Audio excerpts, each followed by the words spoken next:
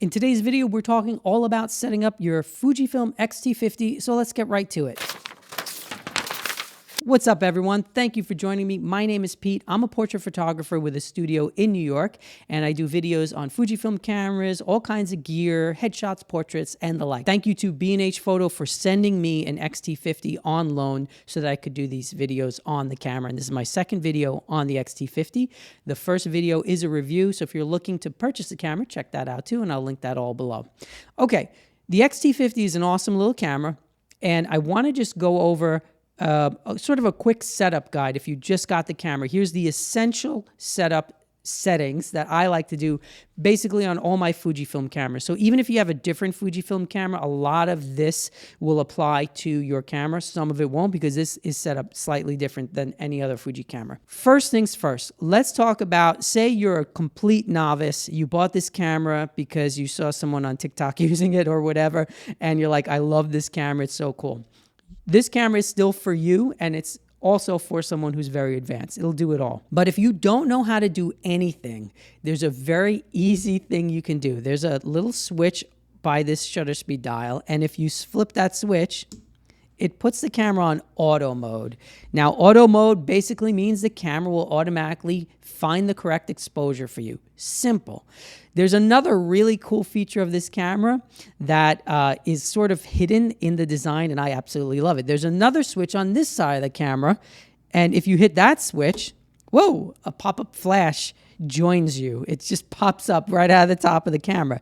And I absolutely love this because you have no idea it's even there. So if you're a beginner and you want good photos, you can just put it on auto. You can choose to have flash or not. If you don't want the flash, you just push that back down and the camera will do the heavy lifting for you. However, if you're watching this, you definitely want to be able to do more. That's why you're watching this. So let's talk about that.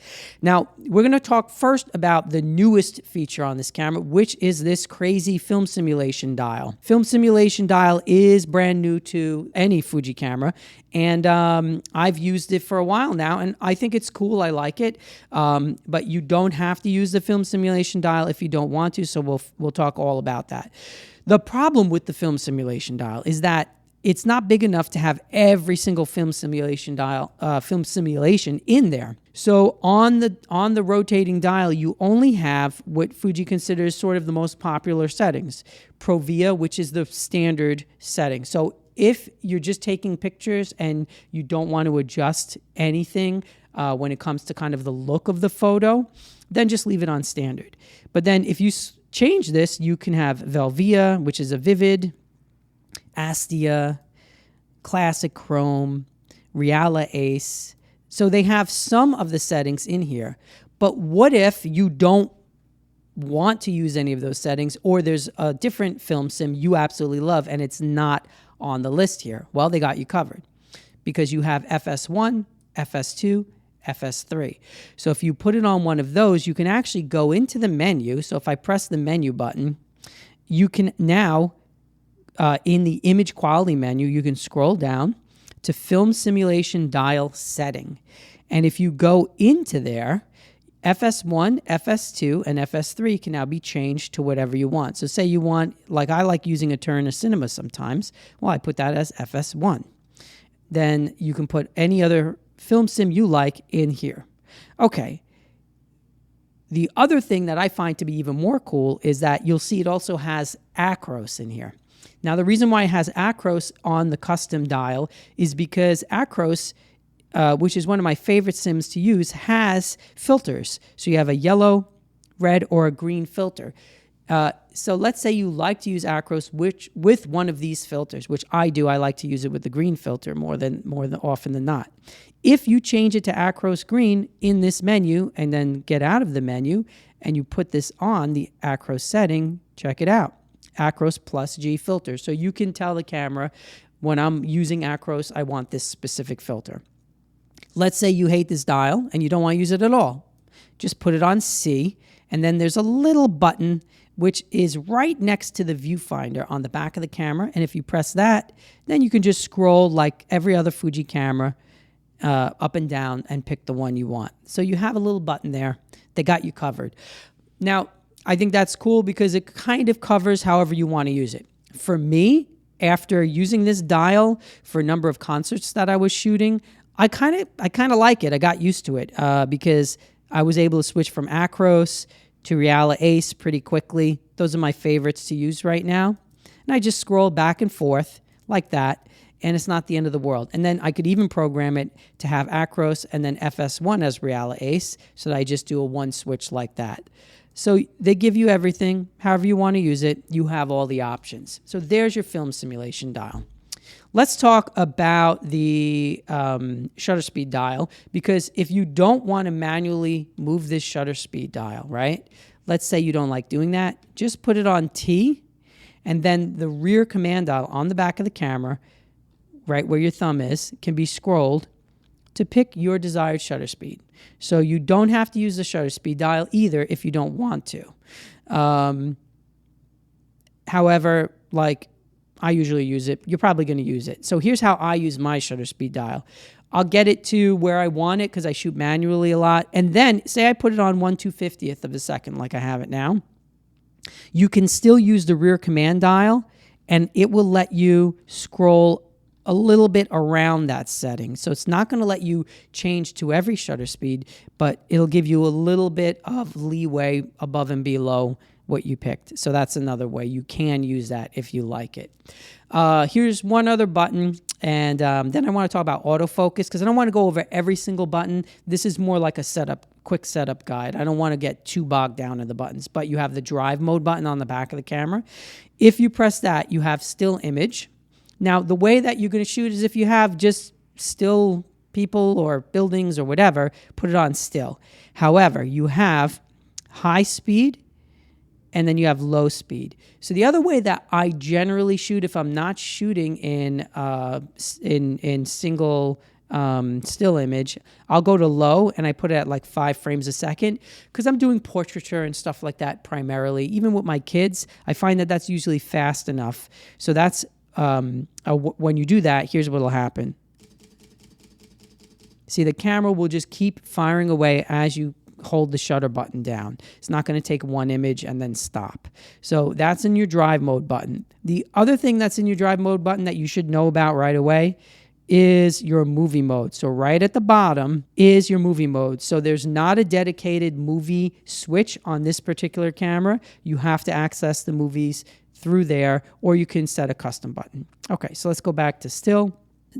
So here we go. Now we're going to talk about the other ways that I'm going to completely set up my own camera. So let's go into the menu. We're going to press the menu button. And the first thing we're going to do is talk about image quality. Now, I like to shoot in RAW, even if I want to use JPEGs, because I find that the editing latitude is much, much greater in a RAW file. So even if I'm shooting in RAW, though, I'm usually going to have a JPEG as well. Now, the files are so big on this camera because it's 40 megapixels that I generally will set my JPEG to medium size. So I'll put it on M. 3x2 is like the standard cropping frame. And then I'll go to the next option, which is image quality. You have image size, then image quality. And I'll set it to normal plus RAW. So you can set it to fine if you just want a high quality JPEG, normal if you want a regular quality JPEG that's not as big a file, fine plus RAW, so you can do the highest quality JPEG plus RAW. But I'm going to just go normal plus RAW, because 9 times out of 10, I'm still going to edit that RAW file. But I like having the JPEGs just in case I don't need to, or if it's something like I'm just shooting family stuff and I don't want to edit, I like to have both. So I'll put it on normal plus RAW.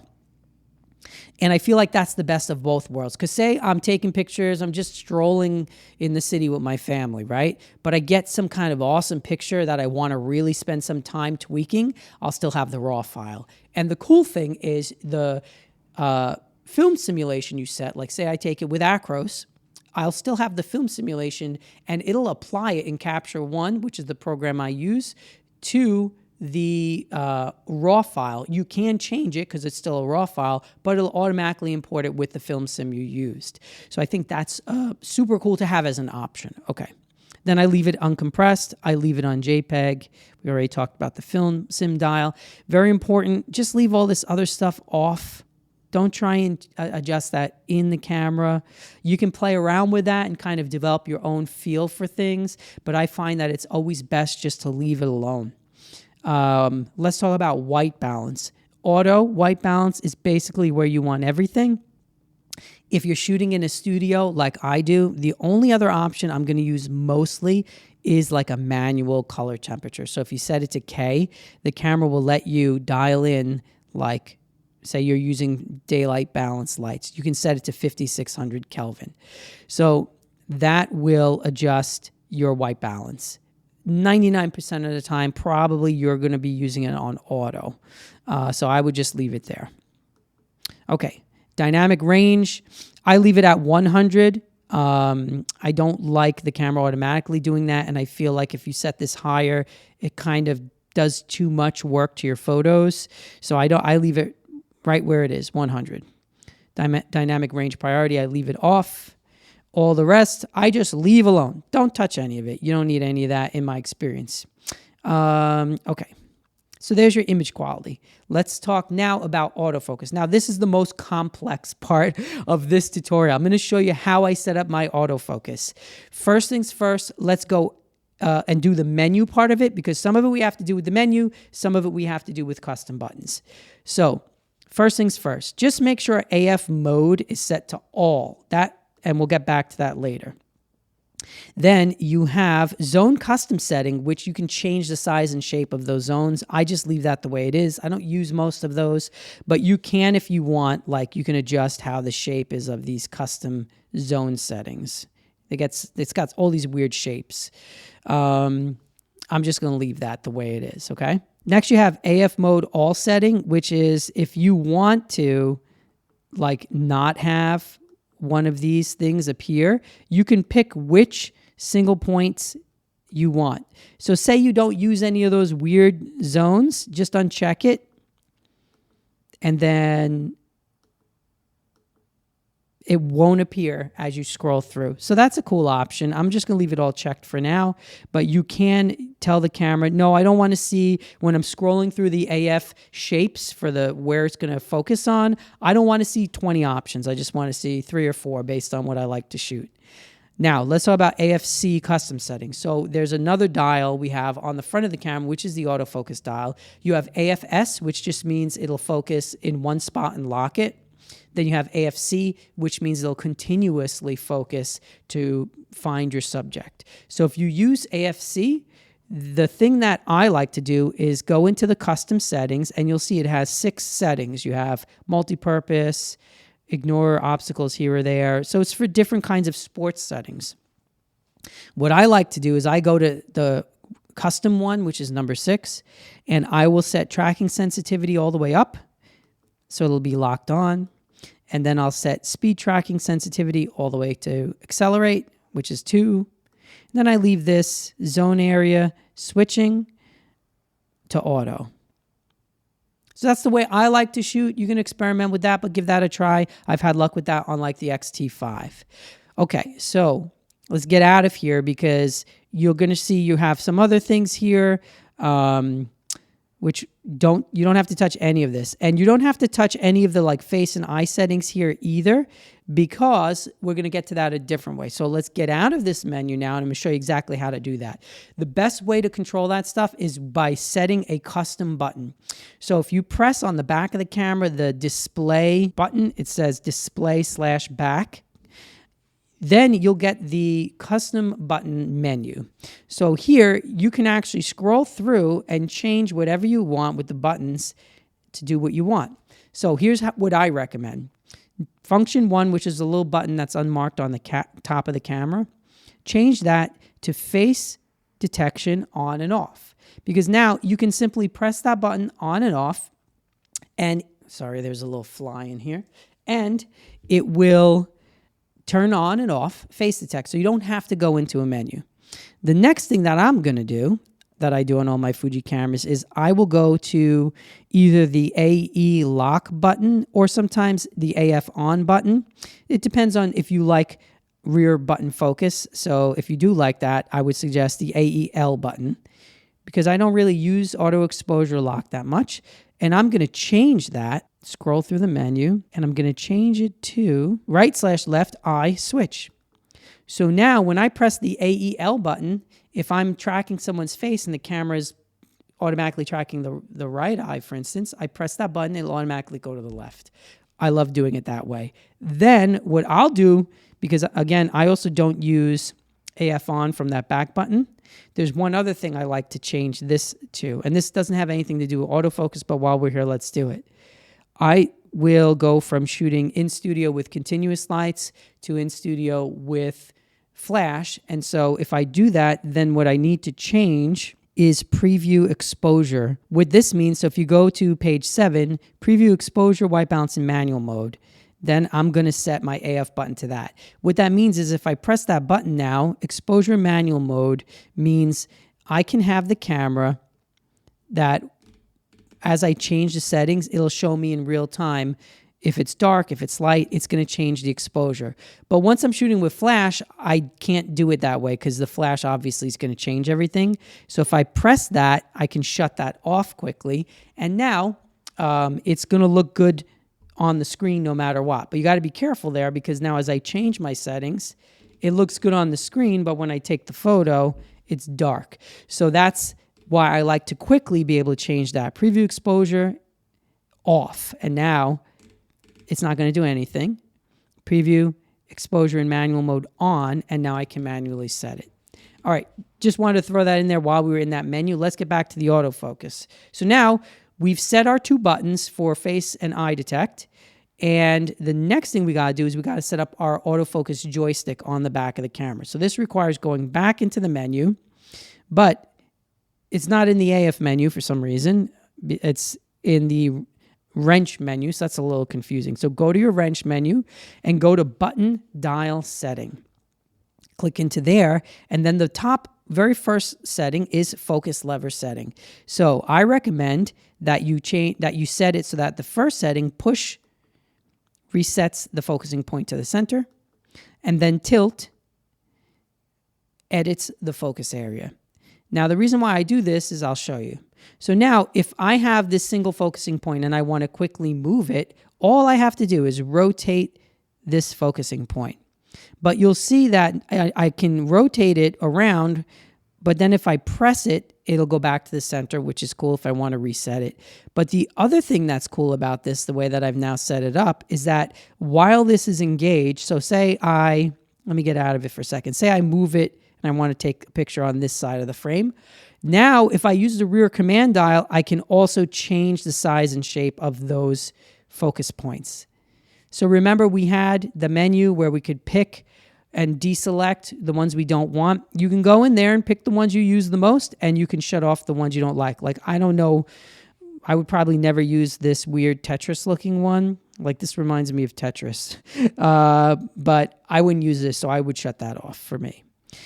And you can quickly pick the ones you want, and then the camera will just focus where you want it.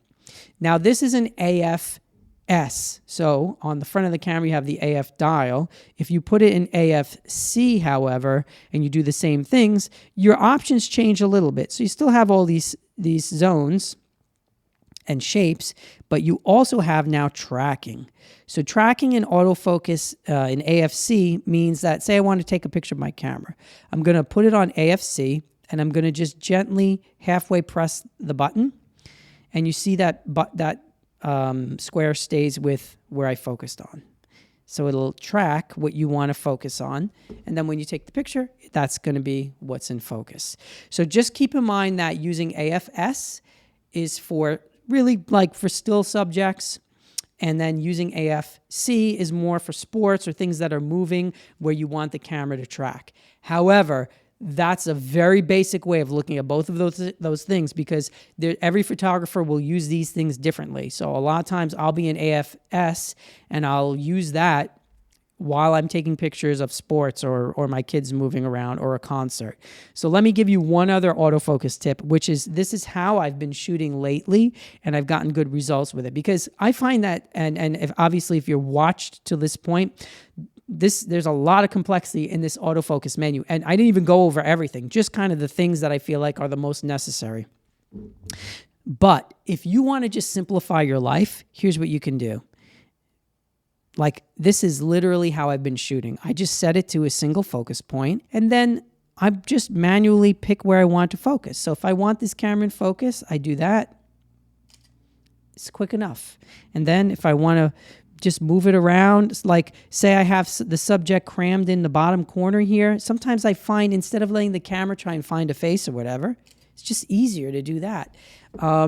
Even I found that taking portraits, if I use like a small focusing point and stick it on the eyeball, it's not so much more time consuming than if you just let the camera do it automatically. And the problem is sometimes the camera will pick the eye you don't want, and you still have to, like I showed you, manually change it to the other eye. So I would recommend checking that out and trying that. Here's the old school method, because when I was growing up, autofocus cameras had at first just one point right in the middle, so just like this. So another way you can do it is you can do what we used to do in the old days, which is half press to achieve focus, recompose. The camera's still going to be locked in focus where I focused on the camera itself, and then take the picture. So I would play around with that, see how you like it. So that's basically all I want to talk about in this video. I know it's not an exhaustive video. I'm not going over every detail. There's videos like that out there. I just wanted to give you like a quick start guide where you can make some small tweaks to your camera and you're ready to shoot, and you just get it going and you're going to get great pictures.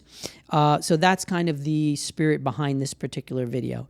There are so many more settings in here. Everyone has their favorite settings. The truth of the matter is that the more you shoot, the more you'll figure out, I really like this setting. I really like this film simulation. I really like to have my focusing points and my focus system set up this particular way.